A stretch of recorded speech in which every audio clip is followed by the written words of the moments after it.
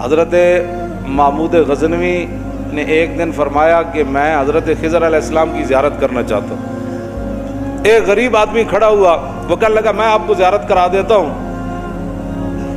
لیکن ایک شرط ہے، میں غریب ہوں، 6 مہینے کا خرچہ آپ کو دینا ہوگا میرے بچوں کا۔ اس نے کہا ٹھیک ہے۔ 6 مہینے کے بعد محمود غزنوی نے اس کو بلایا، ہاں جی خضر علیہ السلام کی ملاقات کا کوئی وظیفہ مکمل ہوا؟ اس نے کہا جی کچھ وظیفے الٹ ہو گئے، 6 مہینے اور چاہیے۔ اس نے کہا ٹھیک ہے۔ سال کے بعد اس کو پھر حضرت محمود غزنوی بلایا، انہوں نے کہا جی میں کہاں، خضر علیہ السلام کہاں، میں نے تو آپ کے ساتھ جھوٹ بولا ہے، غریب آدمی تھا تو پیسے میرا روٹی پانی چل گیا 1 سال۔ تو محمود غزنوی کا مجلس لگی ہوئی تھی، ہزاروں لوگ موجود تھے، تو اس نے اپنے ایک وزیر کی طرف اشارہ کر کے کہا بتاؤ بھائی جو بادشاہ سے جھوٹ بولے اس کی کیا سزا ہے؟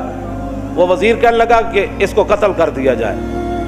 محمود غزنوی کے مجلس میں ایک نورانی چہرے والے بزرگ بیٹھے تھے، انہوں نے کہا بادشاہ سلامت، اس نے بالکل ٹھیک کہا۔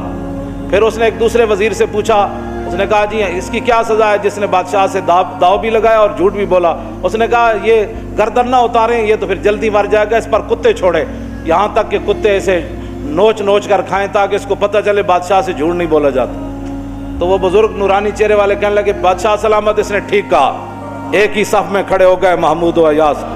حضرت ایاز کو کہا کہ ہاں جی آپ بتائیں۔ اس نے کہا بادشاہ سلامت، ایک غریب آدمی تھا، اس کے جھوٹ بولنے سے آپ کے وقار میں کوئی کمی نہیں آئی، اور 1 سال پیسے دینے سے آپ کے خزانے میں کوئی کمی نہیں ہے، یا آپ اس کو معاف کر دیں۔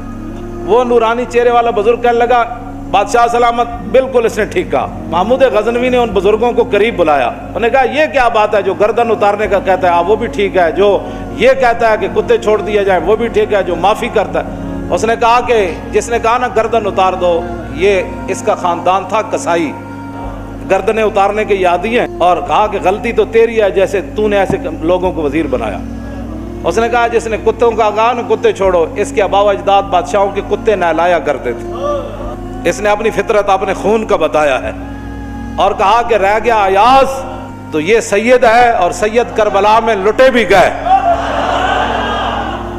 تو اف نہیں کی، اپنا سودا بیچ کر بازار سونا کر گئے، کون سی بستی بسائی تاجران آل بیت۔